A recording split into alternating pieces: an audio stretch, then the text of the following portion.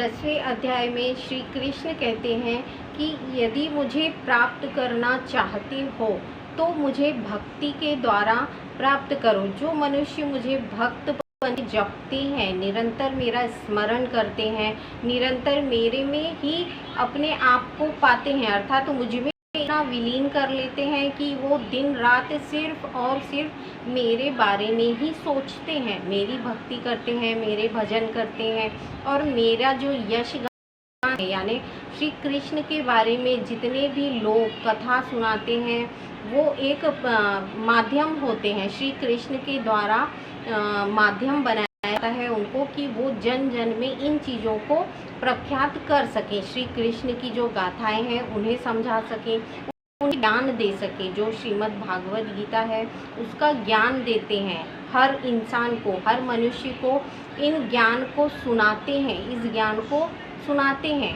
उन्हें तुम मेरा ही प्रतिनिधि समझो, अर्थात ईश्वर रूप में उन्हें मानो कि वो मेरे ही द्वारा ज्ञान प्राप्त करते हैं और फिर वो हर मनुष्य तक, मानव जाति तक कल्याण के लिए, मानव कल्याण के लिए इस कार्य को करते हैं। तो उन्हें एक भगवान या ईश्वर के रूप में ही तुम समझो। क्यों वो आध्यात्म को प्राप्त करते हैं या भक्ति के द्वारा जो मुझे प्राप्त कर लेते हैं, उन्हीं मनुष्यों को मेरा ये ज्ञान जो है वो प्राप्त होता है और उन्हीं के द्वारा जो प्रकाश इस गीता का ज्ञान है वो इन सारी चीज़ों को वो अपने जन जन में पहुंचा सकते हैं। यानी जो ये गीता का ज्ञान है वो मनुष्य के द्वारा कहा जाता है, मनुष्य के द्वारा समझाया जाता है। किसको समझाया जाता है?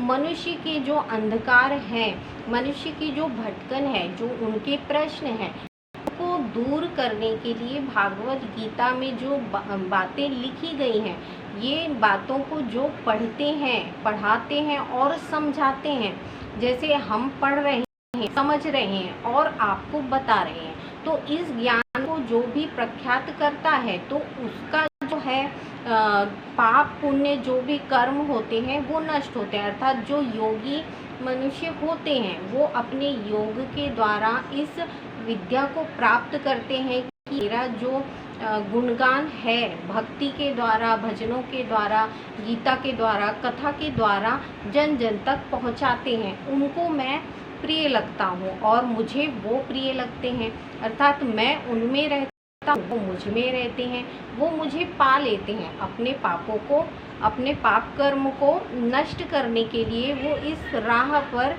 चलते हैं, क्योंकि उन्हें पता होता है कि मृत्यु के बाद, जैसे 9वां अध्याय जब हमने पढ़ा, श्री कृष्ण ने बताया कि यदि हम योगी बनते हैं और अपने कर्मों को सुधारते हैं, आध्यात्म को प्राप्त करते हैं और हम अपनी अंतर आत्मा को जानते हैं, आत्मा में विलीन हो जाते हैं, तो क्या होगा? इससे हमारा जो चित्त है वो शुद्ध होता है। जब हमारा चित्त शुद्ध होता है तो हमें शुद्ध ज्ञान की प्राप्ति होती है, उस ब्रह्म ज्ञान की प्राप्ति होती है जो ब्रह्म ज्ञान हमारे अंदर निहित है, पर हम उस ज्ञान को प्राप्त नहीं कर पाते। क्यों? क्योंकि वो सुप्त अवस्था में है, सोया हुआ है। जब हम उस ज्ञान को जानने की इच्छा करते हैं तभी ब्रह्मदेव हमें उस ज्ञान से अवगत कराते हैं, अर्थात तो उस ज्ञान को देना शुरू करते हैं। हम आध्यात्म को जानते हैं, उसको सुनते हैं, उसको समझते हैं, उसके नियमों का पालन करते हैं,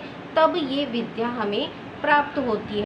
मेरा जो ऐश्वर्य है ज्ञान में है, धन में है, धन में कुबेर हूँ और बुद्धि में जो है, बुद्धि में मैं गणेश हूँ। उसके बाद जो मनुष्यों में श्रेष्ठ है वो श्रेष्ठ पुरुष परमात्मा मैं हूँ। तो इन चीज़ों में, यानी नदी है, जल में श्रेष्ठ महासागर मैं हूँ। जो जितने भी काव्य लिखे गए हैं, छंद लिखे गए हैं, उन सब का जो है श्रेष्ठ यानी उत्तम, सबसे उत्तम चीज मैं हूँ। इन सारी को सुनने के बाद जो ज्ञान प्राप्त होता है, इन सारी चीज़ों को समझने के बाद जो ज्ञान प्राप्त होता है वो सर्वोत्तम ज्ञान मैं ही हूँ। अर्थात जितने भी लोग हैं उन सारों का जितना ज्ञान है, ऐश्वर्य है, संपत्ति है, इन सारी चीज़ों का मालिक बोलो या श्रेष्ठ देवता बोलो, क्योंकि आज तक देवता और जो दानव है ये भी मुझे समझ नहीं पाए। ये भी किसकी आराधना करते हैं? जिसकी आराधना ये देवी और देवता करते हैं और दानव भी करते हैं, वो सारे मेरे ही बनाए हुए हैं और मेरी ही आराधना करते हैं, किंतु आज तक वो भी मुझे जान नहीं पाए। अर्थात भगवान जो बनाए हुए हैं इस सृष्टि पे, वो श्री कृष्ण के द्वारा बनाए हुए हैं। दानव हैं, जितने भी भूत प्रेत हैं, उनमें भी श्री कृष्ण का वास है। इसलिए कहा जाता है यदि मनुष्य बुरे कर्मों को करता है तो उस मनुष्य की अवहेलना नहीं करनी चाहिए। क्यों? क्योंकि उसकी बुद्धि चलायमान किसकी वजह से है? श्री कृष्ण की जो बुद्धि दी गई है उस मनुष्य को, उसके द्वारा वो कर्म करता है। जब वो कर्म करता है तो उसका फल भी उसी प्रकार से दिया जाएगा। आप इस बात का अवलोकन नहीं कर सकते, क्योंकि उनकी आप में उतनी क्षमता नहीं है। वही कह रहे हैं श्री कृष्ण जी अर्जुन को कि भटकन मत करो। तुम समझते हो कि तुम कर रहे हो कर्म को, पर ऐसा नहीं है। हर एक मनुष्य जो कर्म कर रहा है उसमें स्थापित मैं ही हूँ। मैं ही उसके द्वारा कर्म कराता हूँ, मैं ही उसकी वाणी में स्थापित हूँ, मैं ही उसकी आत्मा में स्थापित हूँ। तो यही ज्ञान दिया है कि सर्वश्रेष्ठ जो ऐश्वर्य है या ऐश्वर्य की जो प्राप्ति होती है वो श्री कृष्ण के द्वारा ही प्राप्त होती है। तो भक्ति के द्वारा तुम मुझे जानो, मेरे ऐश्वर्य को जानो। जब तुम मेरा भक्ति भाव से स्मरण करते हो तब मैं तुम में स्थापित होता हूँ और तुम्हारे ऐश्वर्य को बढ़ाता हूँ, तुम्हारे पद को बढ़ाता हूँ, तुम्हारे ज्ञान को बढ़ाता हूँ, तुम्हारे सत्कर्म है उसको बढ़ावा देना शुरू करता हूँ। आध्यात्म में उतरने के बाद जब परमात्मा अपनी आत्मा से मिलते हैं तो वो परम तत्व क्या होता है?